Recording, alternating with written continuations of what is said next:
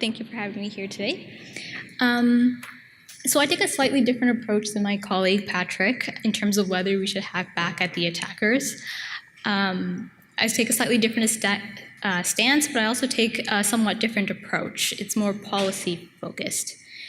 And my discussion on cybersecurity focuses on vulnerabilities in particular, which are generally speaking security weaknesses in computer programs or networks. And so the cybersecurity issue in this context is whether governments should hoard these defects and use them in active cyber operations, or whether governments should disclose these flaws to their developers so that they can be patched. And disclosure is considered a defensive tactic because by allowing vendors to patch their vulnerability, we fill a hole in our security wall in which others could otherwise attack us through. However, it's not considered an active approach because by patching, we're also closing off an avenue in which others could launch their own, or in which we could have launched our own attacks if others were unaware of this defect. And so the position I'll be taking is that governments should generally disclose vulnerabilities and refrain from hacking and thereby take a defensive approach to cybersecurity.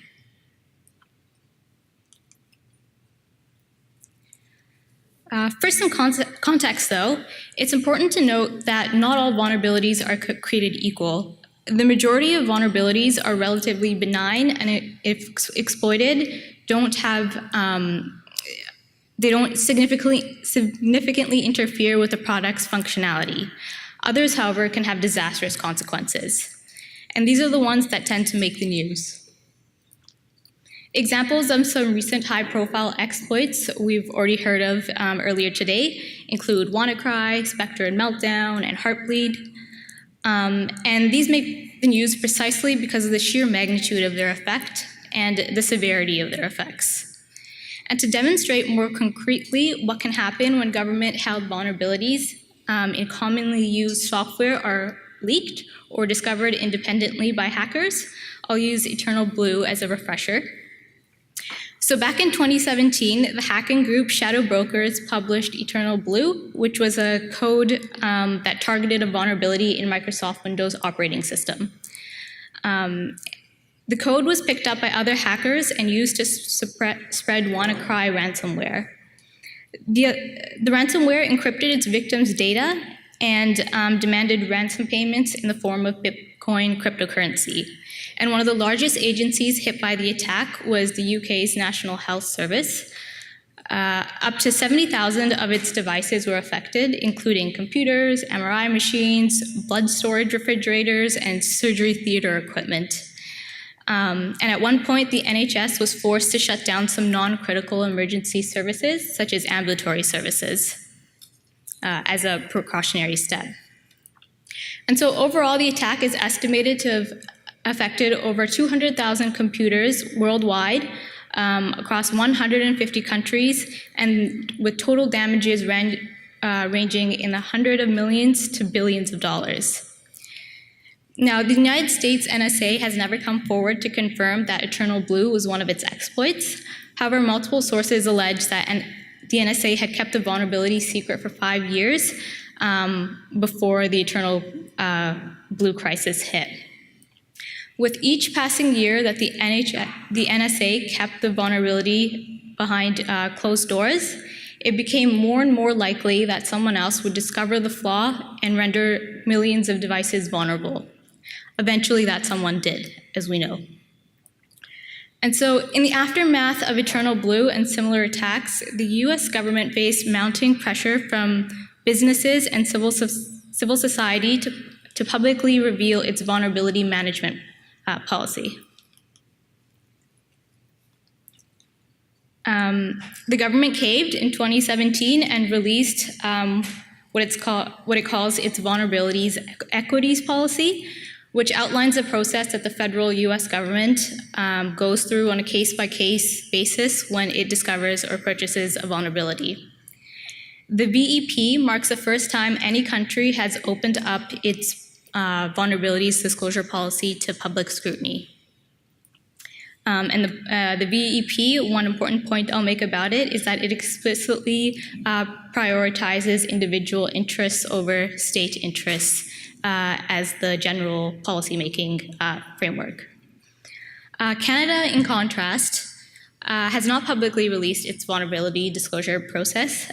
And in Canada's new national security legislation, Bill C-59, a VEDP vulnerability disclosure policy, or a requirement that the CSC release any existing policy, is noticeably absent. Right now, all vulnerabilities held by Canadian governments are kept secret. Canada hasn't made a single vulnerability disclosure public in terms of whether it's ever found one and patched one, and we have really no idea how they're handled.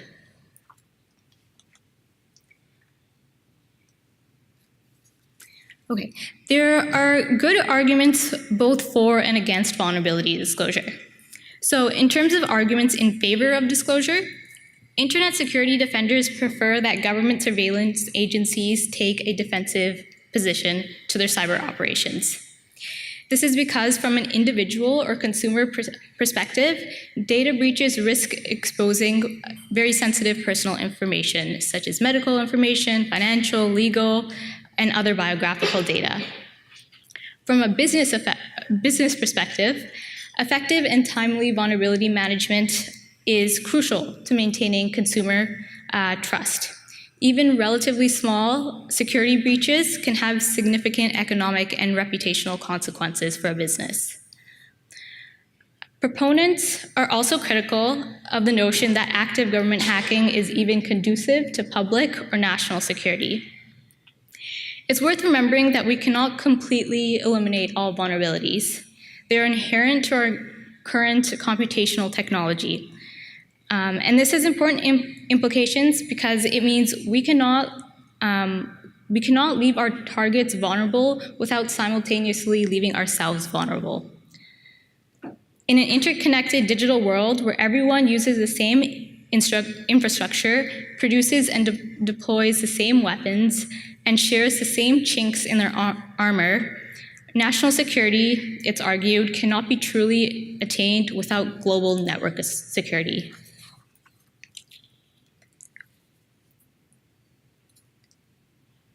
On the contra side, there are similarly compelling reasons for why governments may wish to stockpile the vulnerabilities that they do come across.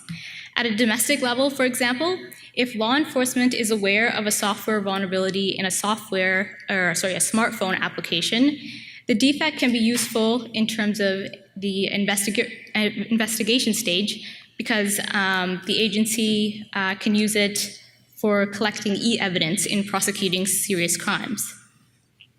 On the international level, governments may wish to stash vulnerabilities to maintain an upper hand in cyberspace. Those who support government hacking are like to quickly point out that an arms race is occurring in the cyber world. Solidarity amongst nations in fostering a secure global network, they argue, is unrealistic as long as the Chinese, Russian, American, and other governments are actively gathering and exploiting vulnerabilities as they try to maintain a competitive edge. If Canada patches all the vulnerabilities it gets hold of, the fear is that we will not have any cyber weapons to deploy against our enemies, or when Canadian data is taken hostage. For Canada to take a defensive stand on vulnerabilities would be to disarm itself in the digital domain, or so the theory goes. As we can see, there are legitimate interests on both sides that we simply can't ignore. We need a vulnerability disclosure policy, a VDP, in place that will help us balance these competing interests.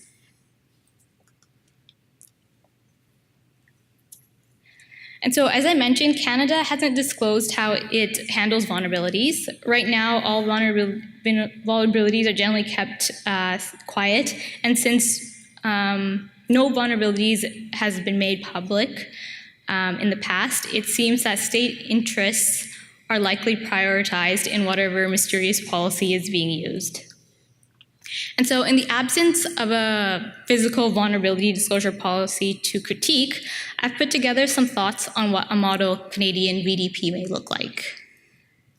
We know we need to balance individual and state interests, but balancing interests is rarely a straightforward and objective assessment, since we never fully have all the complete set of facts that we need to make a purely objective and numbers-based assessment.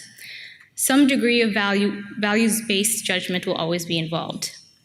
And so, therefore, in developing a useful and practically useful VDP, we need to know what values should feature in our decision-making process so that we can appropriately assign weight to the different state and individual interests at play. And so whether our VDP takes an active or defensive stance to cybersecurity will depend on what values we as a Canadian society collectively emphasize in our VDP. Values are also the reason why we'll see different countries take different approaches to cybersecurity, because each nation emphasizes different values.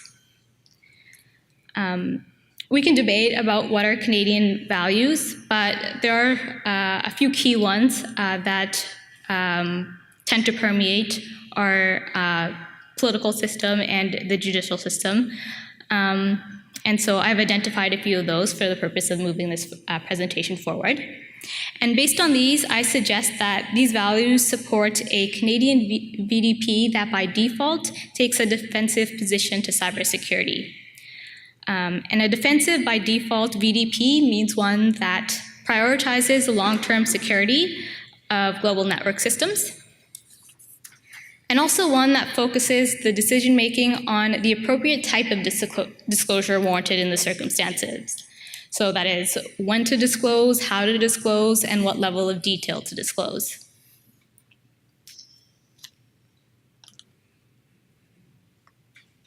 So what are some of these Canadian values that support a defensive approach to cyber warfare? First, there's security, which includes individual, national, and general security. So in terms of individual security, not only foreign states, but criminals as well can exploit vulnerabilities and threaten security. The harm to individuals from cybercrime may appear relatively insignificant when compared to the harm from national security from hostile nations. But organized crime's use of vulnerabilities far exceeds the use by enemy states, as far as we can tell. Because criminals are responsible for much of the everyday damage individuals sustain from exploits, from a purely numbers crunching analysis, the benefits to individuals from disclosure likely outweigh any disadvantages to state from non-disclosure. And also, in terms of national security, disclosure may strengthen national security because while unpatched vulnerabilities put every country at risk, they don't put every country at risk to the same degree. So Canada and other technologically developed countries are highly vulnerable because much of our critical economic infrastructure, intellectual property, and personal wealth is electronic. The critical infrastructures of countries like China and Russia are less electronically integrated, and so they are less susceptible and in turn have considerably less incentive to see that vulnerabilities are fixed and patched. Fixing vulnerabilities, therefore, can also be, a case can be made from the national interest side. Second, active government operations have significant human rights and democracy implications as well. Often, government hacking is not limited to foreign threats, but targets individuals within its own borders.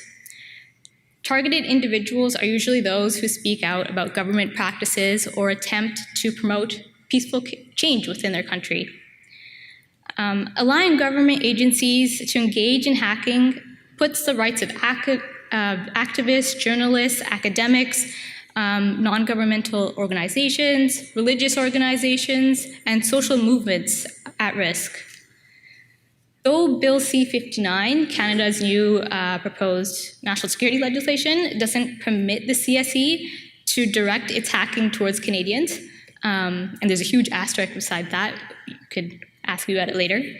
Allowing unpatched vulnerabilities to float around in the cyber world would be in a way to permit countries with weak human rights implications to violate the rights of its minorities. If we foster a vulnerable cyber environment by simply hacking back at hackers when they hack at us, we have to reevaluate whether international human rights are something we truly aspire to or simply pay lip service to. Offensive government vulnerability policies also threaten the liberal version of democracy upon which Canada is founded, since government hacking tends to fuel the vulnerability black market. The vulnerability industry is extremely lucrative, since governments and criminal organizations alike are willing to spend top dollars for the latest exploits. Dozens of governments in the global south, for example, already purchase vulnerabilities from the underground market to target opposition, journalists, and other pro-democracy advocates. And third, aggressive cybersecurity also diminishes public confidence in government institutions.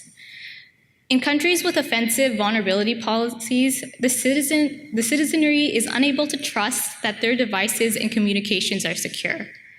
If products contain vulnerabilities, it means that governments, theirs and others alike, are more likely exploiting the flaw rather than thinking about patching it.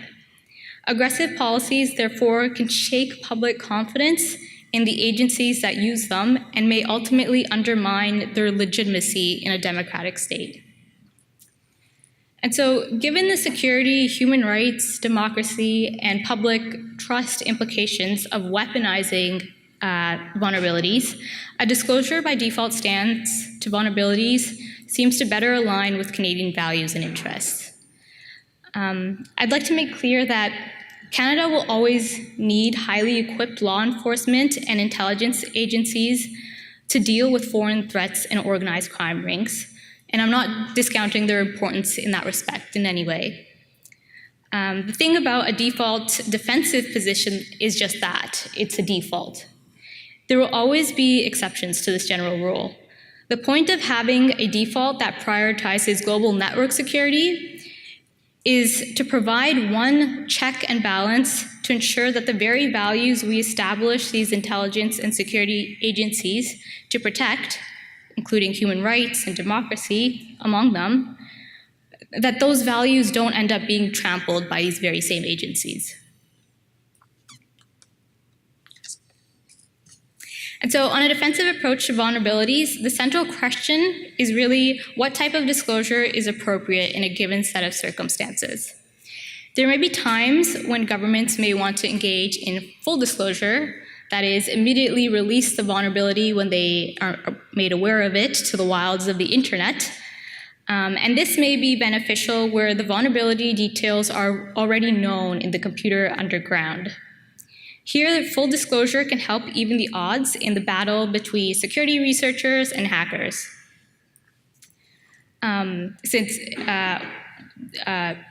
It can help even the odds in the sense that as hackers are racing against the clock to develop exploits, researchers can pool their resources together and try to build a patch and distribute it more expeditiously.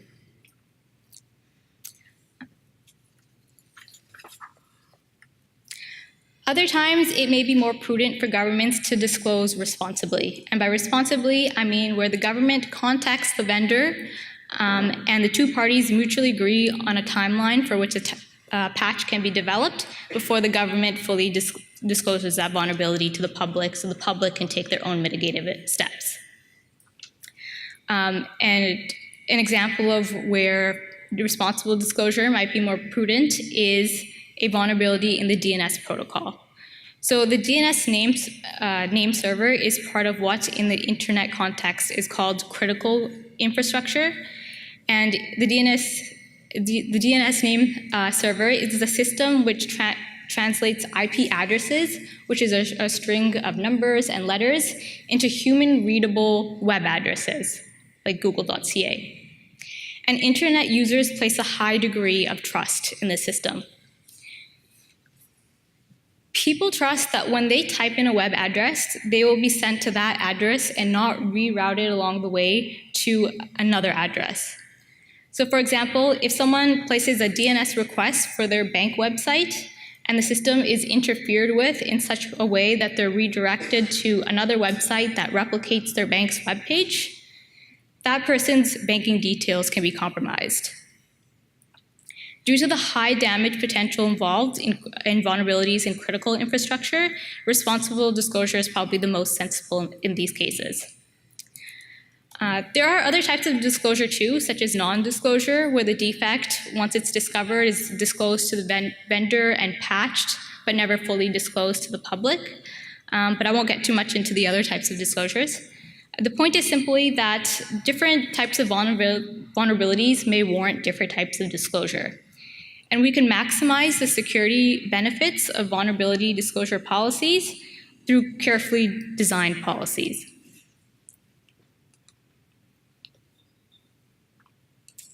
And so the main takeaway I'd like to leave you with today is this. If security, as we say we are, is what we're really after, we have to remember that the goals of national security cannot be realized by just equipping ourselves with the tools to defend ourselves when provoked. National security is best served when we also have a robust and healthy ecosystem to begin with so that these attacks are less likely. But that evokes another point. We cannot build a robust and resilient ecosystem simply by stitching up vulnerabilities as they come along. It's impossible to find and fix them all. When it comes to cybersecurity, it's all too easy to lose oneself in the hunt for technological solutions and forget about the all too important human dimension to the problem. Cybersecurity is as much a socio-political problem as it is a technological one. This means that the solution must also go beyond investing in better tech to investing in better political relations. This requires collaborating with our allies to share information about vulnerabilities and work together to develop timely fixes. And it also means engaging in international diplomacy to encourage others to respect fundamental human values, such as democratic rights and human rights that vulnerabilities put at risk. And I was happy to see that Colleen from Public Safety earlier this morning also echoed these when she suggested that we should invest in collaboration, in more innovative technology, and in investing in Canada's leadership in cybersecurity on the global stage. And so it's only when we can ensure the digital lives of all those around the world that we can really ensure the digital security of Canadians here at home is my final point I'd like to leave you with today. So thank you.